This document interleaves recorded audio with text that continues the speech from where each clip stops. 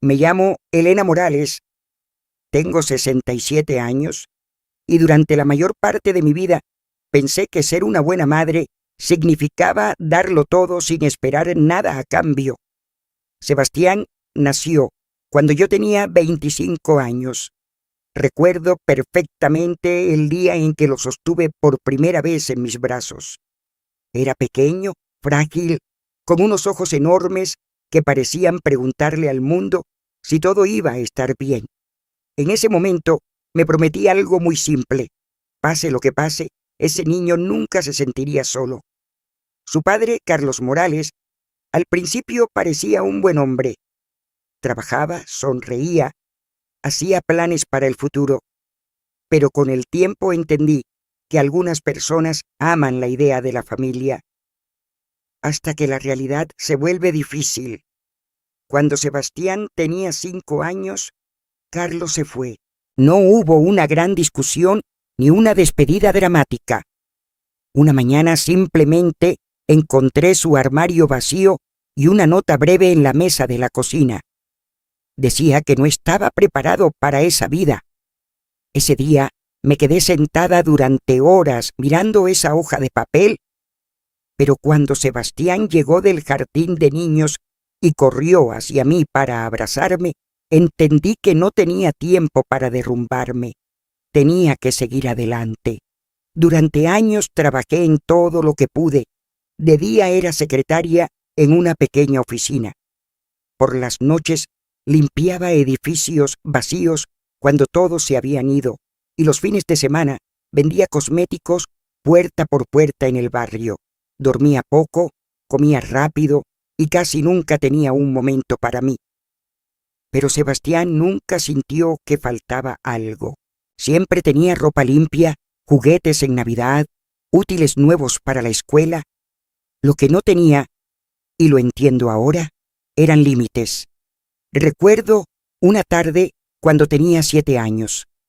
Estábamos en una pequeña tienda del barrio. Mientras yo pagaba en la caja, Sebastián tomó una barra de chocolate y la guardó en su bolsillo. La señora que atendía lo vio todo. Cuando salimos, me llamó aparte con voz suave. «Elena, tu hijo se llevó algo sin pagarlo». Sentí una mezcla de vergüenza y miedo. Esa noche le pregunté a Sebastián qué había pasado. Él comenzó a llorar inmediatamente. Dijo que solo quería un chocolate como los demás niños. Y en lugar de enseñarle que estaba mal, lo abracé. Le dije que no pasaba nada. Al día siguiente, le compré una caja entera de chocolates para que nunca sintiera que le faltaba algo. En ese momento, pensé que estaba siendo una buena madre. Pero hoy entiendo que allí empezó todo. Ese fue el primer momento en que debí de tener todo, pero no lo hice. Los años pasaron más rápido de lo que imaginé. Sebastián creció, y durante mucho tiempo yo creí que todo el sacrificio había valido la pena. Era un buen estudiante, inteligente, creativo. Desde pequeño le gustaba dibujar edificios, casas imaginarias, ciudades enteras que inventaba en sus cuadernos. Cuando terminó la preparatoria, me dijo que quería estudiar arquitectura. Recuerdo que me sentí orgullosa. Pensé que tal vez todo ese esfuerzo, todas esas noches, trabajando cuando mi cuerpo ya no podía más, finalmente estaban dando fruto. La universidad que eligió no era barata, pero en ese momento no lo dudé ni un segundo. Vendí el pequeño negocio de costura que había construido durante años para pagar su matrícula. También compré un pequeño departamento cerca del campus. Yo misma firmé los papeles. Le dije que necesitaba un lugar tranquilo para concentrarse en sus estudios, que no debía preocuparse por el dinero. Él me abrazó fuerte ese día y me dijo algo que todavía recuerdo con claridad. «Mamá, te prometo que algún día te voy a devolver todo». En ese momento, esas palabras me parecieron suficientes. Durante los años de universidad, Sebastián vivió en ese departamento. Yo seguía trabajando como siempre, enviándole dinero para sus gastos, para los libros, para el transporte. También le di una tarjeta de crédito conectada a mi cuenta. Era solo para emergencias. Al menos eso fue lo que pensé al principio, pero las emergencias comenzaron a aparecer cada semana. Un mes necesitaba dinero para materiales de un proyecto. Otro mes decía que debía pagar una cena con su equipo de trabajo para un proyecto importante. Después eran herramientas, programas de computadora, ropa para presentaciones. Cada vez que veía el estado de cuenta, respiraba hondo y me decía a mí misma que era temporal, que era una inversión en su futuro. Cuando le preguntaba por los gastos, Sebastián siempre tenía la misma respuesta. No te preocupes, mamá. Cuando empiece a trabajar, te lo voy a devolver todo. Siempre decía lo mismo. Te lo voy a devolver todo. Los años pasaron. Sebastián se graduó finalmente de arquitectura. Yo estaba en la ceremonia sentada entre otras familias orgullosas, aplaudiendo con lágrimas en los ojos cuando lo vi recibir su diploma. Sentí que todo había valido la pena. Después fuimos a celebrar a un restaurante. Él eligió el lugar. Ordenó comida cara, vino, postre. Yo lo miraba hablar con entusiasmo sobre su futuro, sobre los proyectos que quería hacer, sobre las ciudades que soñaba construir algún día. Cuando llegó la cuenta, la empujó suavemente hacia mí. «Tú invitas hoy, ¿verdad, mamá?» No lo dijo con mala intención. Al menos, eso creí en ese momento. Pagué la cuenta y sonreí. Después de graduarse, consiguió trabajo en un estudio de arquitectura. No ganaba mucho al principio, pero era suficiente para empezar a ser independiente. O eso pensé. Un día mencioné con cuidado que quizá ya era momento de que empezara a cubrir algunos de sus propios gastos. Solo lo sugerí, nada más. Su reacción me sorprendió. Me miró como si lo hubiera traicionado. «Mamá, después de todo lo que he hecho para llegar hasta aquí, ¿me estás presionando por dinero?» Sus palabras me hicieron sentir culpable de inmediato. Le dije que no, que solo era una idea, que no había prisa. Y así las cosas continuaron. Sebastián seguía viviendo en el departamento que yo había comprado. Seguía usando la tarjeta de crédito que yo pagaba y cada vez que surgía una conversación sobre dinero repetía la misma promesa. «Te lo voy a devolver todo». Pero el tiempo comenzó a mostrarme algo que antes no veía. Sebastián ya no hablaba del dinero como algo que yo le prestaba. Hablaba de él como si fuera algo que simplemente estaba disponible para él. Un día me llamó para decirme que había comprado un nuevo teléfono porque el anterior ya no funcionaba bien. Otro día decidió cambiar los muebles del departamento porque quería algo más moderno. Ni siquiera me preguntaba primero, simplemente lo hacía. Y luego decía con naturalidad que lo pagaría más adelante. Al principio traté de no pensar demasiado en eso. Me decía que era joven, que estaba empezando su carrera, que era normal. Pero una pequeña voz dentro de mí comenzó a inquietarse. No era algo grande, solo una sensación extraña que aparecía de vez en cuando, como una sombra leve en el fondo de mi mente. Todo cambió una tarde de primavera. Sebastián llegó a mi casa con una sonrisa diferente. Se veía emocionado, nervioso incluso. Se sentó frente a mí en la cocina y comenzó a hablar sobre su trabajo, sobre un nuevo proyecto en el estudio, sobre algunas ideas que tenía para el futuro. Luego hizo una pausa, me miró y dijo algo que parecía sencillo. «Mamá, ¿conocí a alguien?» Le pregunté su nombre. «Camila Duarte». Según Sebastián, era increíble, inteligente, segura de sí misma, ambiciosa. Decía que trabajaba en consultoría empresarial y que tenía grandes planes para su carrera. Mientras hablaba de ella, sus ojos brillaban de una forma que nunca había visto antes. Unas semanas después, me invitó a conocerla. Fuimos a almorzar a su departamento. Recuerdo perfectamente ese día. Llevé un postre casero, como siempre hacía cuando visitaba a mi hijo. Toqué la puerta con una mezcla de curiosidad y esperanza. Pensé que tal vez esta mujer lo ayudaría a madurar, que tal vez lo impulsaría a construir una vida propia. La puerta se abrió y allí estaba ella, Camila Duarte. Sonrió con elegancia y extendió la mano para saludarme.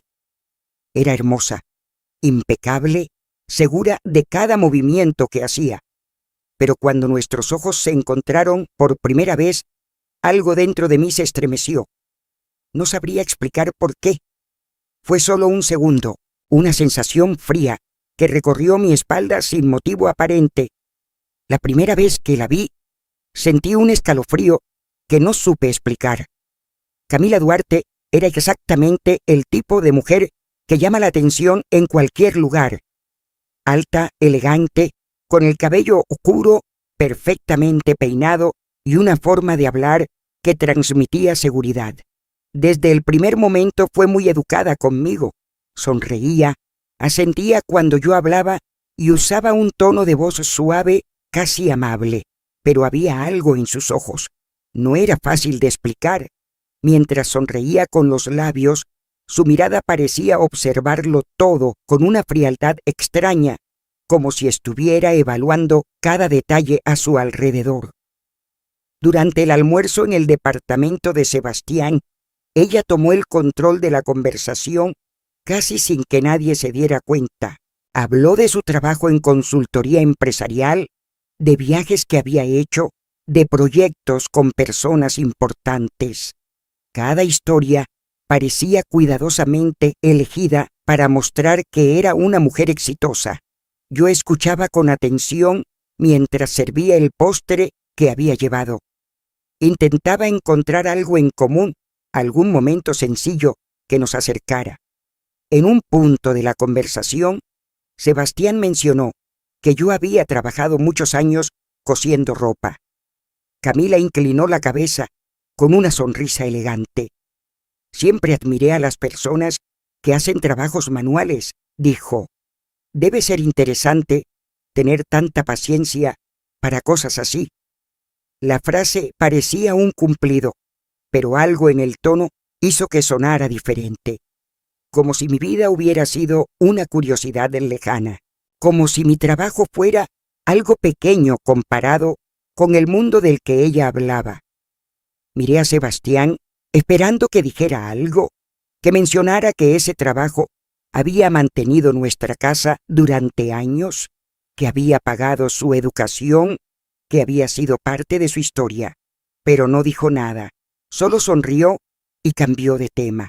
Fue un momento breve, casi insignificante, pero lo recuerdo con claridad porque fue la primera vez que sentí una distancia extraña entre mi hijo y yo. Después de ese almuerzo, las cosas comenzaron a cambiar lentamente. Al principio fueron detalles pequeños. Sebastián llamaba menos. Antes solía hablar conmigo varias veces por semana, incluso si era solo para contarme algo rápido de su trabajo. Pero esas llamadas comenzaron a espaciarse. Luego las visitas también se volvieron más raras. Cuando yo lo invitaba a cenar, muchas veces respondía que ya tenía planes, o que estaba ocupado con Camila, o que el trabajo le estaba exigiendo demasiado. Intenté convencerme de que era normal.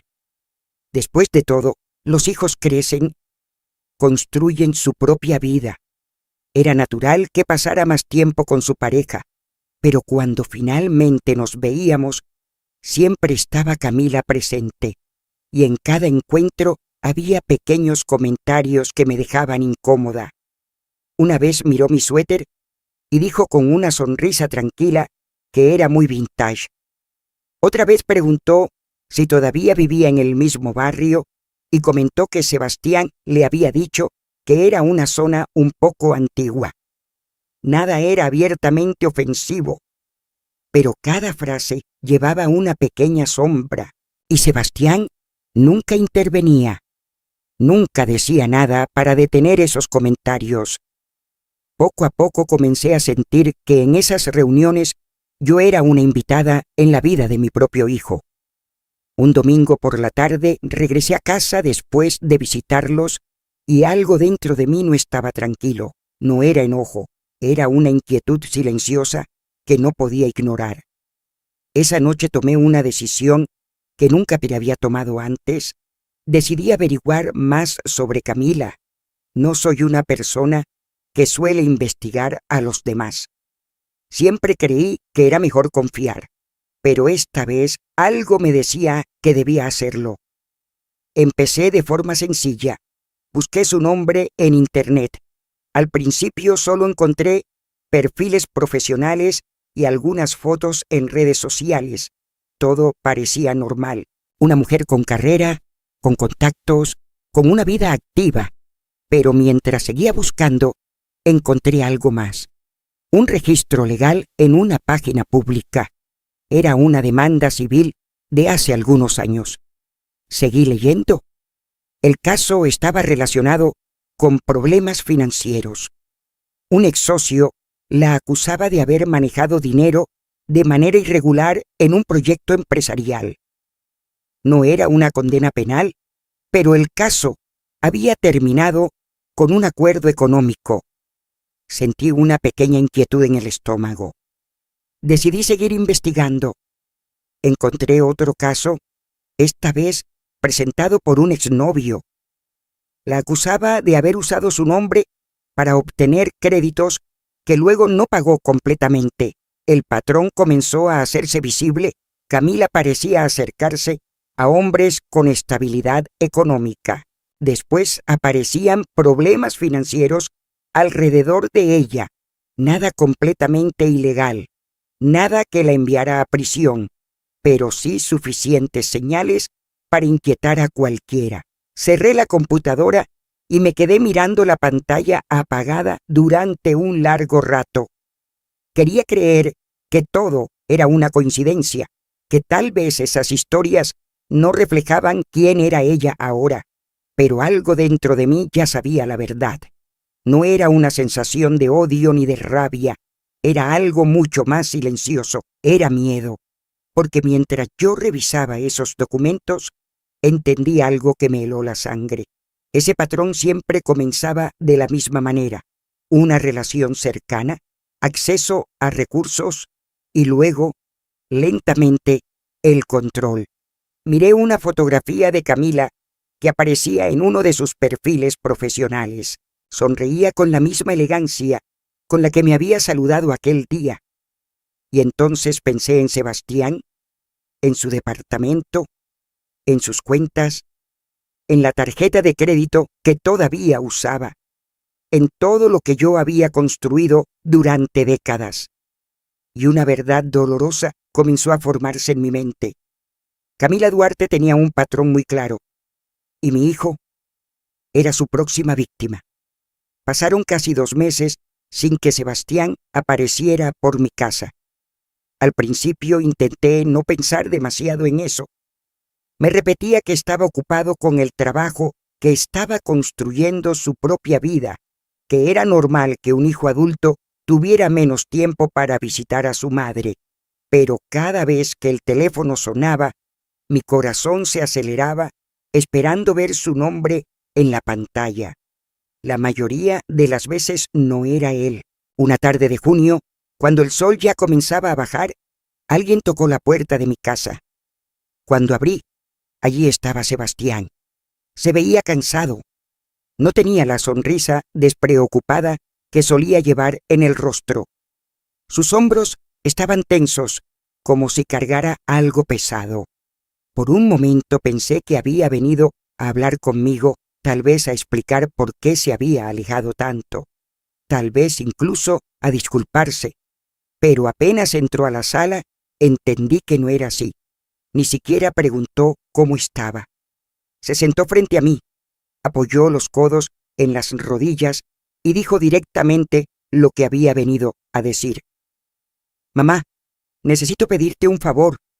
Sentí una pequeña presión en el pecho. Le pregunté qué pasaba. Sebastián evitó mirarme a los ojos durante unos segundos antes de responder. Camila perdió su trabajo hace unas semanas. La empresa donde estaba tuvo problemas y despidieron a varias personas. Ella está buscando algo nuevo, pero mientras tanto estamos un poco apretados de dinero. Hizo una pausa breve. «Necesito 50,000 pesos». La cifra quedó flotando en el aire. 50,000 pesos. Era casi todo lo que me quedaba en mi cuenta de ahorros después de tantos años de ayudarlo. Intenté mantener la calma. Le pregunté si no había otras opciones, si tal vez la familia de Camila podía ayudar mientras ella encontraba otro trabajo. Sebastián levantó la mirada de inmediato, visiblemente molesto. «Mamá, pensé que podía contar contigo». No era un grito, pero había una dureza en su voz que no había escuchado antes. Dijo que era solo un préstamo, que en cuanto Camila encontrara trabajo, me devolverían todo. «Te lo prometo», dijo. «En 3 meses tendrás el dinero de vuelta». Durante un momento guardé silencio. Una parte de mí recordaba todo lo que había descubierto sobre Camila. Las demandas, los problemas financieros, el patrón que parecía repetirse. Pero otra parte de mí solo veía a mi hijo sentado frente a mí, el niño al que había criado sola, el mismo niño que había abrazado cuando se caía de pequeño. Respiré profundamente. «Está bien, Sebastián», dije finalmente. «Mañana haré la transferencia». Su expresión cambió al instante. Sonrió, se levantó y me abrazó con rapidez. «Sabía que podía contar contigo, mamá». Esas palabras, que antes me llenaban de orgullo, esta vez me dejaron una sensación extraña. Al día siguiente envié el dinero, 50,000 pesos. Pensé que esa sería la única vez. Pensé que en unos meses todo volvería a la normalidad. Pero me equivoqué. 3 meses después, Sebastián volvió a aparecer. Esta vez el motivo era diferente. Dijo que el departamento necesitaba algunas reparaciones urgentes, algo relacionado con la instalación eléctrica y el sistema de agua. «Necesito 20,000 pesos», dijo. Otra vez prometió devolverlo pronto.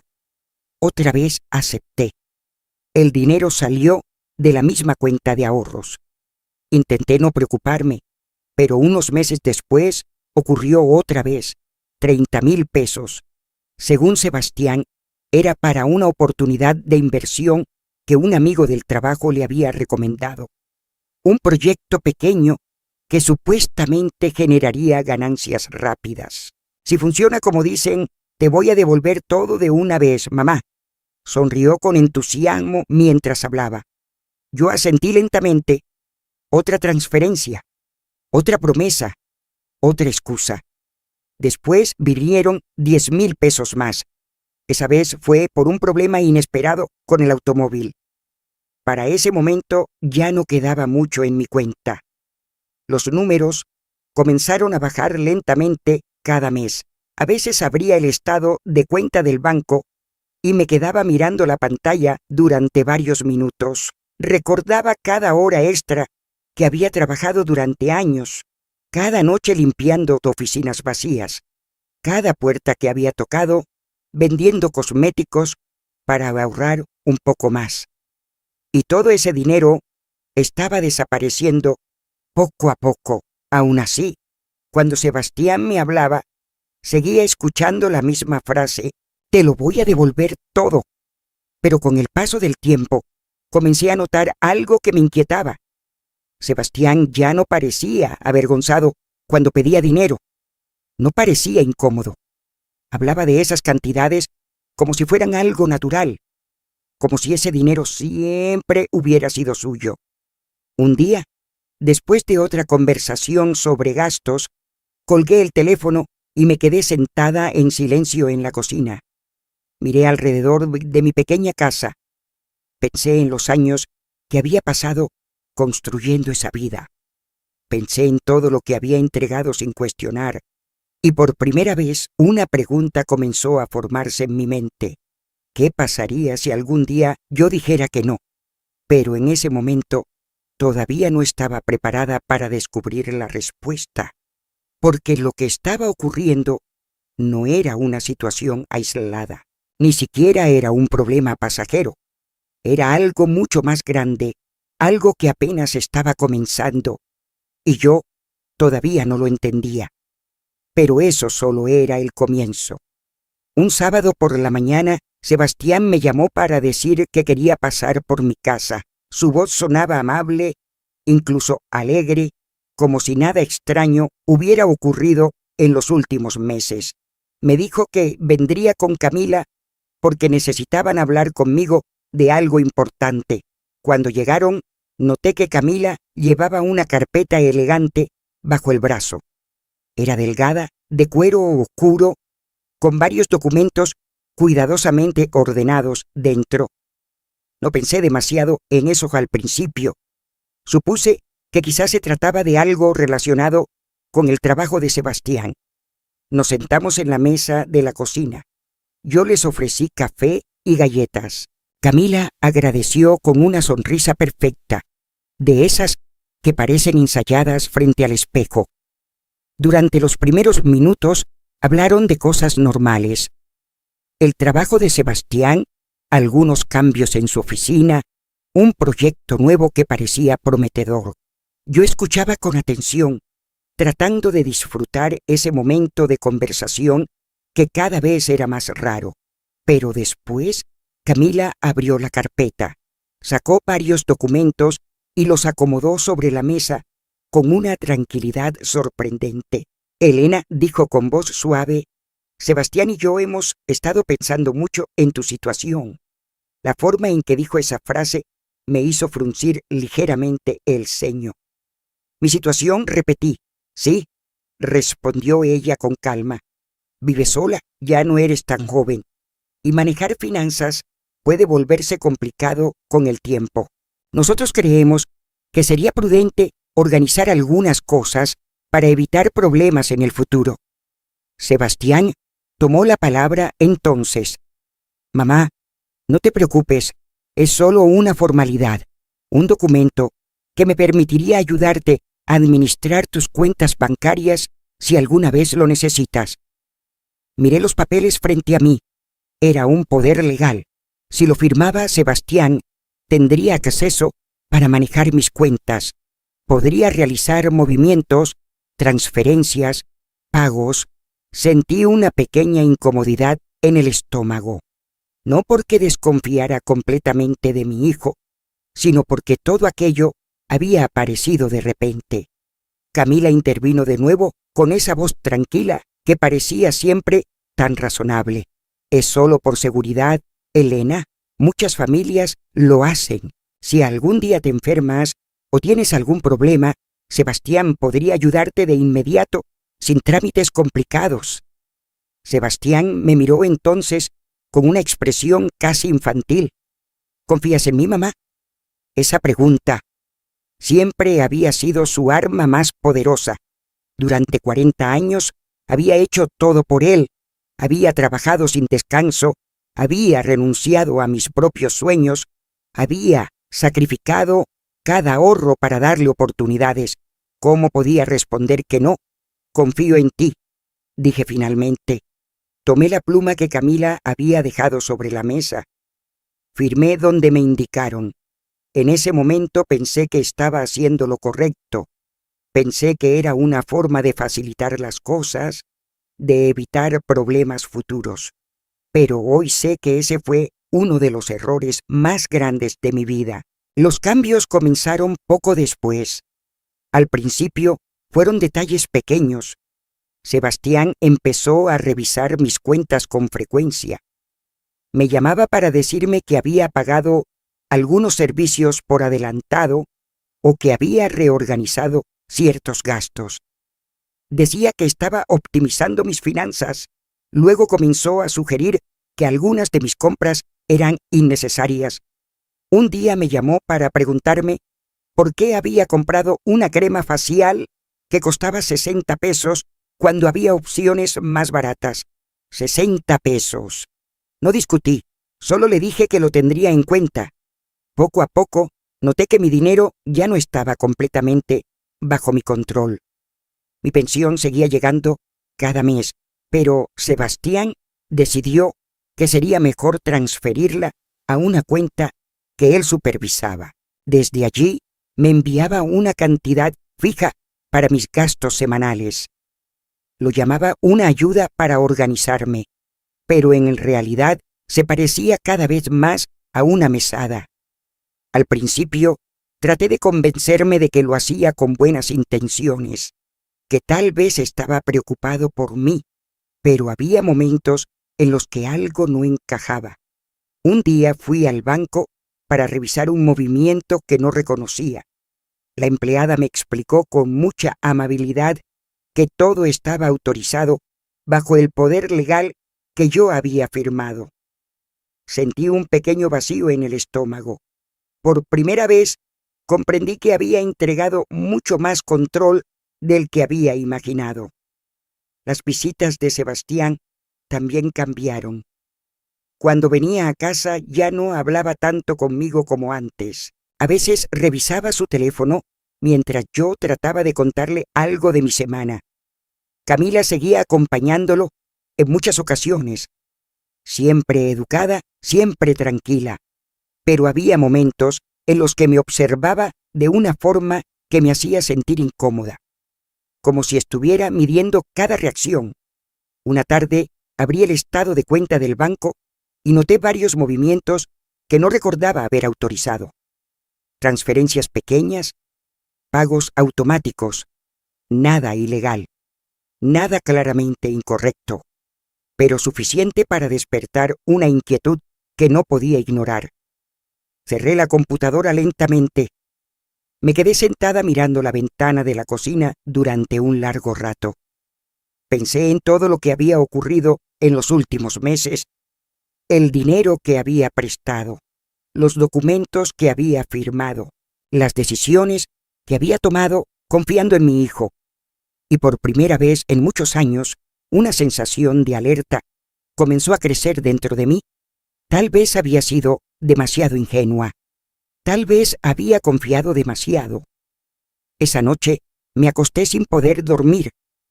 Miraba el techo mientras las horas pasaban lentamente. Una pregunta regresaba una y otra vez a mi mente. ¿Y si todo esto no era solo preocupación por mí?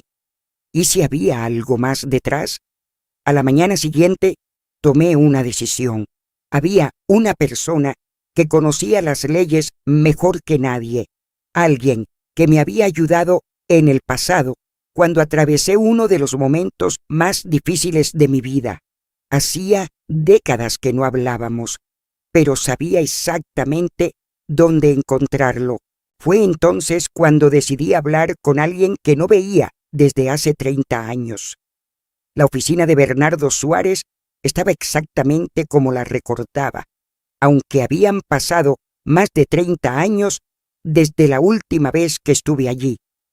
El mismo edificio antiguo en el centro de la ciudad, el mismo olor a papel y café que parecía vivir permanentemente en el aire.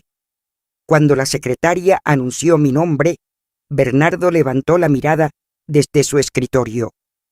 Su cabello estaba completamente blanco ahora, pero sus ojos seguían teniendo la misma atención tranquila que recordaba.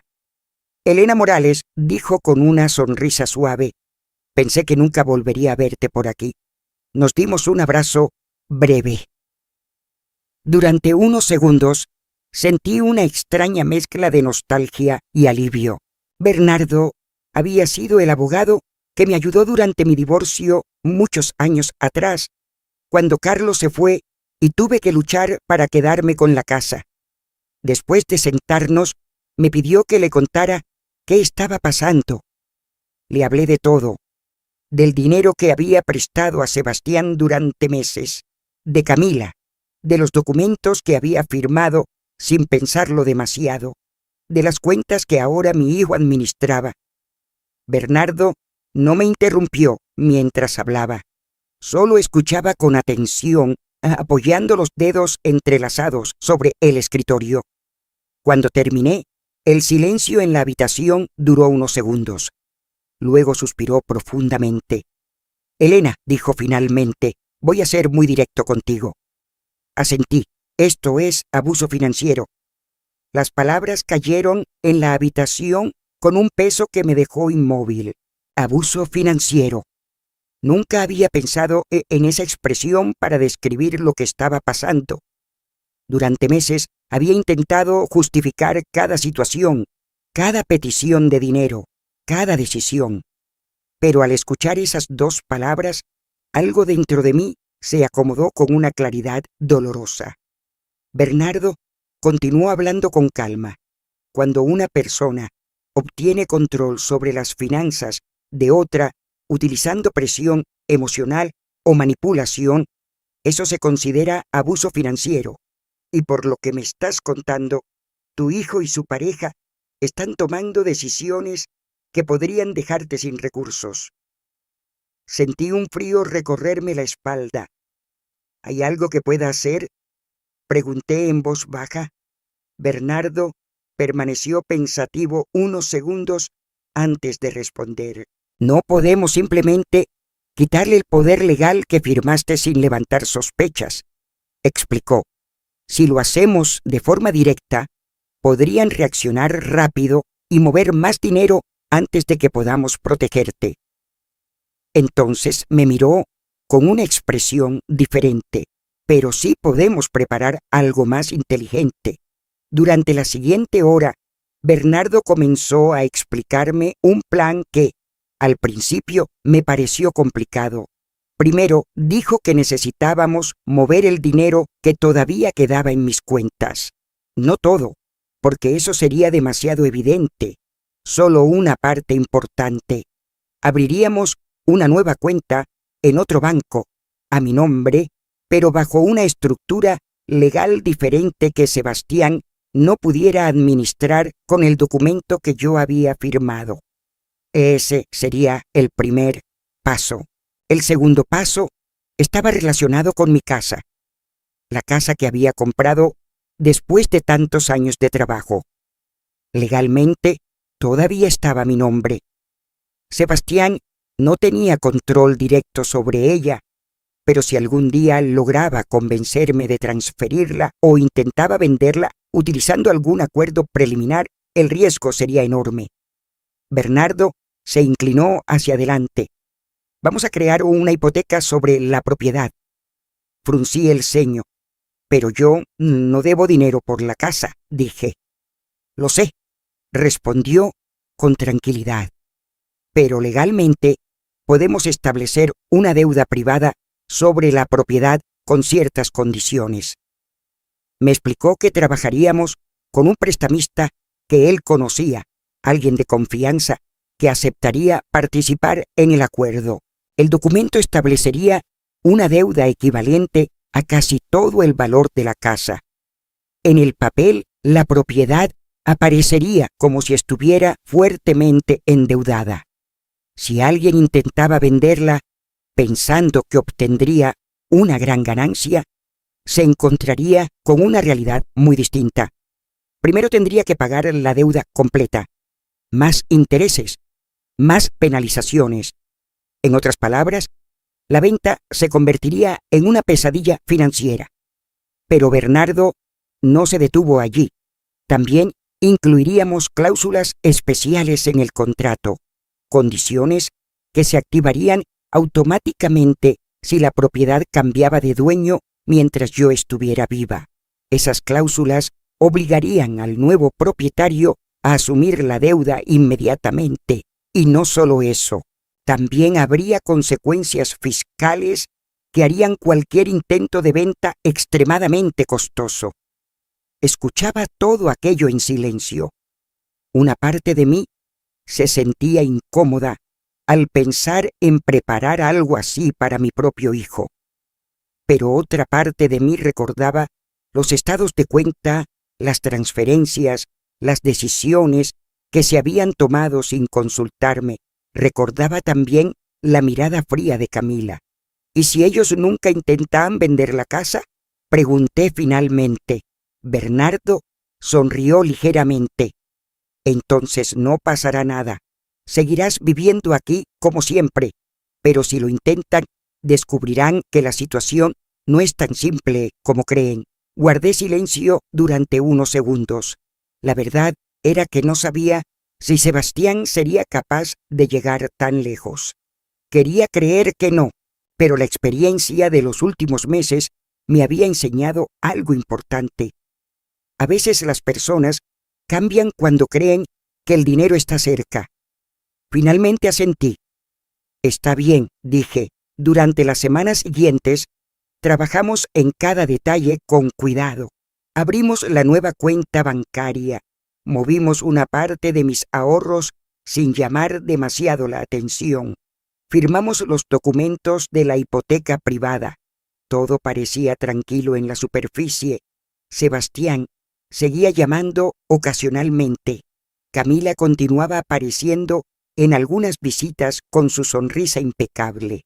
Ellos no sospechaban nada, y mientras tanto, el plan estaba listo.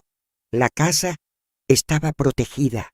El dinero importante estaba fuera de su alcance.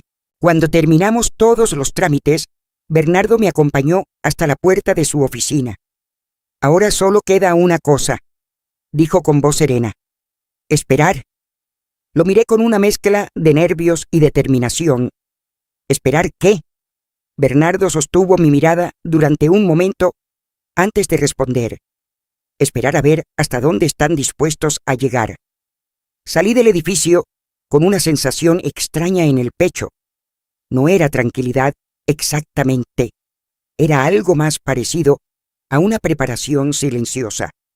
Porque ahora yo también estaba lista. Ahora solo quedaba esperar a que ellos cayeran en su propia trampa.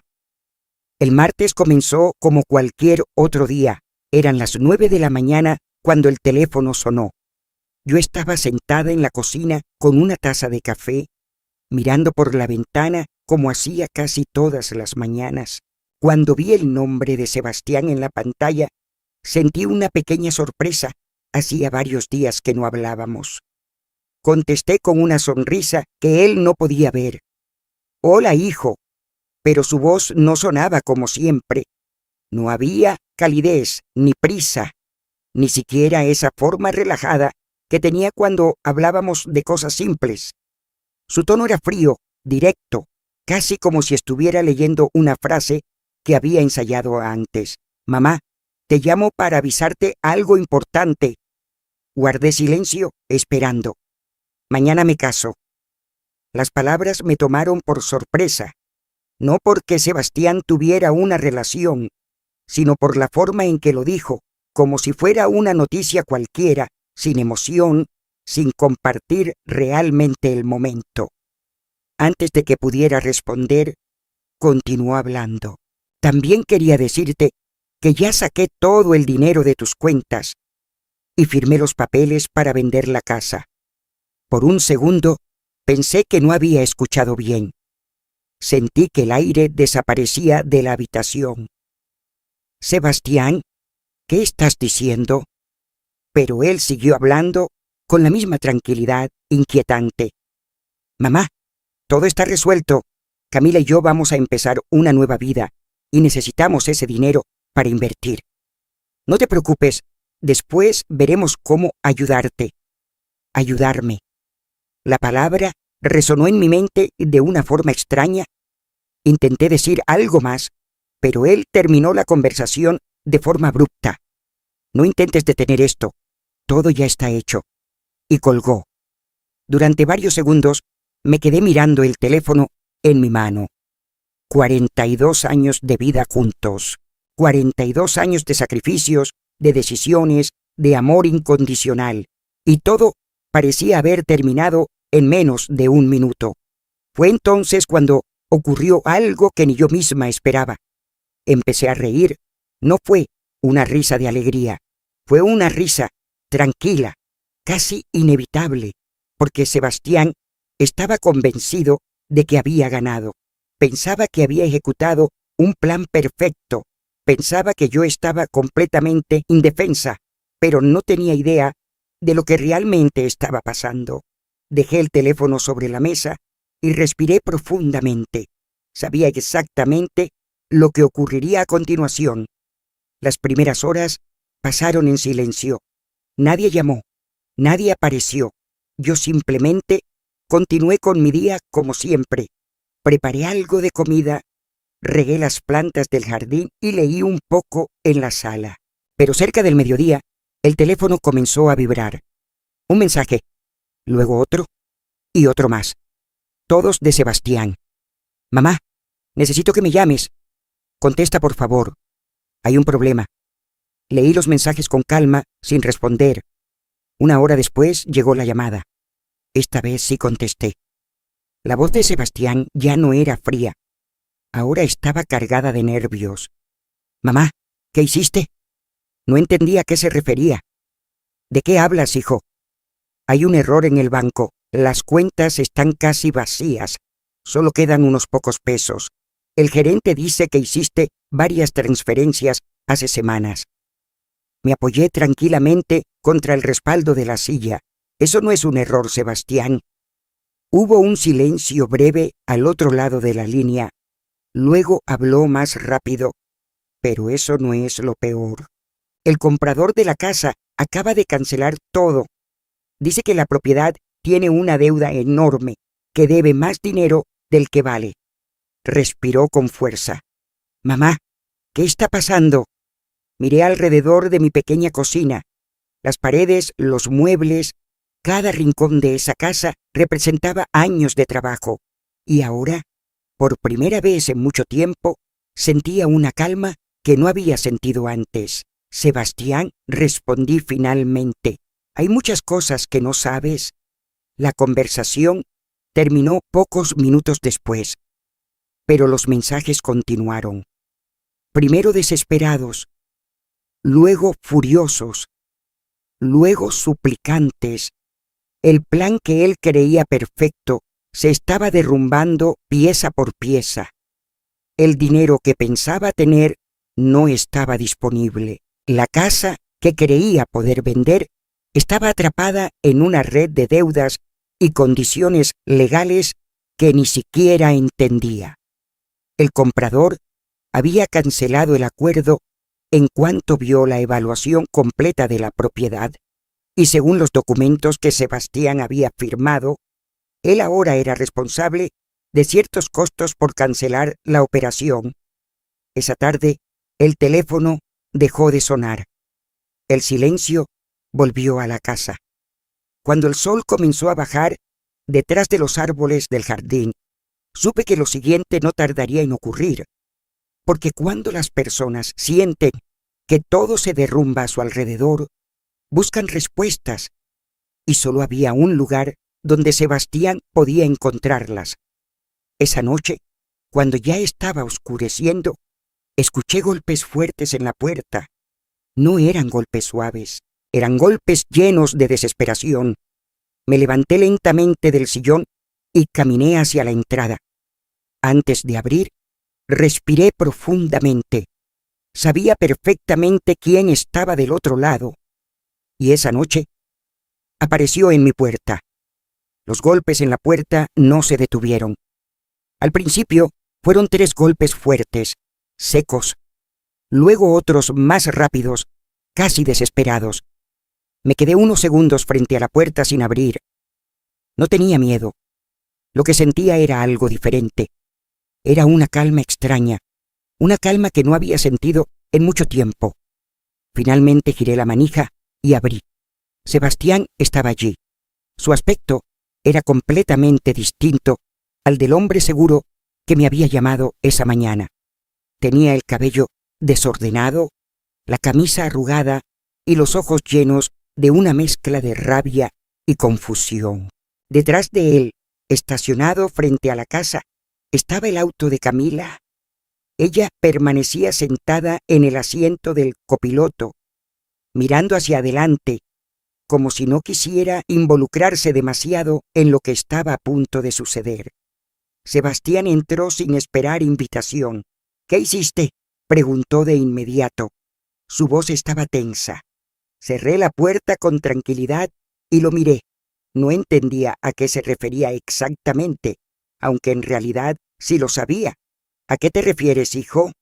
Sebastián pasó una mano por su cabello, frustrado. «El dinero desapareció. El banco dice que tú hiciste transferencias y la casa está llena de deudas que nadie mencionó antes. El comprador canceló todo». Se acercó un paso más. «¿Qué está pasando?». Lo observé durante unos segundos. Ese hombre frente a mí era el mismo niño al que había enseñado a caminar, el mismo niño que se había quedado dormido en mis brazos muchas noches. Pero también era el hombre que esa misma mañana había decidido quitarme todo. «Sebastián», dije con calma, «te advertí muchas veces que las cosas no eran tan simples como creías». Él me miró con incredulidad. «No entiendo nada». Fue entonces cuando dijo algo que me sorprendió menos de lo que esperaba. Fue idea de Camila. Las palabras salieron de su boca casi como un intento desesperado de liberarse de la responsabilidad. Ella dijo que era lo mejor, que debíamos asegurar el futuro, que tú no necesitabas tanto dinero ni una casa tan grande. Escuché cada palabra sin interrumpirlo. En el fondo sabía que tarde o temprano intentaría culpar a alguien más. Cuando terminó de hablar, respiré lentamente. Durante meses documenté todo, Sebastián. Su expresión cambió. «¿Documentaste qué?». Caminé hasta la mesa de la sala donde había dejado una carpeta. La abrí con calma. «Aquí están los registros de cada transferencia que hiciste desde mis cuentas». Saqué algunos documentos. Aquí están los movimientos bancarios, fechas, cantidades, autorizaciones. Luego tomé otro pequeño dispositivo. Y aquí hay grabaciones de algunas conversaciones que tuvimos cuando me pedías dinero. Sebastián se quedó completamente inmóvil. El color comenzó a desaparecer de su rostro. «No, eso no puede ser». «Sí puede», respondí con tranquilidad. Durante los últimos meses aprendí algo importante. Aprendí a escuchar con atención. Aprendí a observar y aprendí a proteger lo poco que me quedaba. Sebastián se dejó caer en el sofá como si sus piernas ya no pudieran sostenerlo. Pero yo pensé que todo estaba bajo control. Negó con la cabeza varias veces. Camila dijo que... En ese momento escuchamos el sonido del motor del auto afuera. Camila había estado esperando todo este tiempo, pero ahora, al parecer, ya no tenía interés en quedarse. Sebastián se levantó de golpe y miró por la ventana. Camila se estaba marchando. El auto se alejó lentamente por la calle sin que ella siquiera mirara hacia la casa. Sebastián se quedó mirando el lugar donde había estado el vehículo unos segundos antes. No dijo nada. El silencio en la sala se volvió pesado. Finalmente habló con una voz mucho más baja. No sabía que ella haría eso. No respondí, porque en ese momento ya no importaba lo que Camila hubiera hecho o dejado de hacer. Lo que importaba era lo que había ocurrido entre nosotros. Sebastián volvió a mirarme. «Mamá, por favor». Había algo diferente en su voz ahora, algo que se parecía al miedo. No sé qué hacer. Sentí un nudo en el pecho. Durante 42 años, cada vez que Sebastián había tenido un problema, yo había estado allí para solucionarlo. Pero esa noche algo había cambiado. Lo miré a los ojos y dije algo que nunca había dicho antes en toda mi vida. «Sal de mi casa». Sebastián parpadeó, como si no hubiera escuchado bien. «¿Qué? ¿Necesitas irte?». Mi voz no era fuerte, pero era firme. «Este es un problema que tú creaste. Y por primera vez vas a tener que enfrentarlo sin que yo te rescate». Las lágrimas comenzaron a aparecer en sus ojos. «Mamá, por favor». Negué lentamente con la cabeza. «Durante años te di todo lo que tenía: dinero, tiempo, confianza. Y tú decidiste usar todo eso en mi contra». El silencio volvió a llenar la habitación. Después de unos segundos, Sebastián caminó lentamente hacia la puerta. Antes de salir se detuvo. Parecía querer decir algo más, pero no encontró las palabras. Finalmente abrió la puerta y salió. Escuché sus pasos alejándose por el jardín. Luego el sonido de la calle volviendo a la normalidad. Cerré la puerta suavemente. Me apoyé contra ella y cerré los ojos por unos segundos. Una parte de mí se sentía rota, pero otra parte se sentía libre. Miré la sala en silencio y en ese momento pensé algo que no sabía si era verdad o no. Pensé que esa sería la última vez que lo vería. Después de aquella noche, la casa quedó en silencio, un silencio diferente al que había conocido antes. No era el silencio de la soledad normal, el que aparece cuando una persona vive sola. Era un silencio más profundo, como si algo muy grande hubiera terminado. Durante los primeros días no recibí llamadas ni mensajes. Parte de mí esperaba que Sebastián volviera a aparecer de inmediato, tal vez arrepentido, tal vez furioso. Pero no ocurrió nada. El tiempo siguió avanzando. Una semana después, recibí una llamada de Bernardo. Había estado atento a algunas cosas que podían afectarme legalmente, y durante la conversación mencionó algo que no esperaba escuchar. «Tu hijo está teniendo problemas serios». No pregunté demasiado al principio, pero Bernardo continuó hablando con la calma de siempre. Parece que la empresa donde trabajaba decidió despedirlo. Según lo que escuché, había estado faltando varios días y no estaba concentrado en su trabajo. Guardé silencio. También hay varias deudas relacionadas con la cancelación de la venta de la casa. Algunas personas están intentando cobrarle. Sentí una presión leve en el pecho. «¿Y Camila?», pregunté finalmente. Bernardo hizo una pausa antes de responder. Camila desapareció casi de inmediato después de que todo se complicó. Según parece, ya no están juntos. La noticia no me sorprendió. En el fondo, siempre supe que esa relación estaba construida sobre algo frágil. Los días se convirtieron en semanas. Yo seguía con mi rutina habitual. Preparaba café por las mañanas, cuidaba el jardín, hacía pequeñas caminatas por el barrio. Pero en el fondo de mi mente siempre había una pregunta que regresaba una y otra vez. ¿Dónde estaría Sebastián? La respuesta llegó en forma de una carta. Una madrugada encontré un sobre deslizado por debajo de la puerta. Reconocí su letra inmediatamente. La abrí con cuidado. «Mamá». La primera palabra ya estaba escrita con trazos temblorosos. «Sé que no merezco escribirte. Sé que probablemente no quieras saber nada de mí, pero necesitaba decir algo». La carta continuaba durante varias páginas. Sebastián hablaba de los errores que había cometido, de cómo había dejado que otras personas influyeran en sus decisiones, de cómo nunca había entendido realmente los sacrificios que yo había hecho durante su vida. Había perdido su trabajo. Las deudas lo estaban ahogando. Camila se había ido. Lo más difícil, escribió, no era el dinero ni los problemas.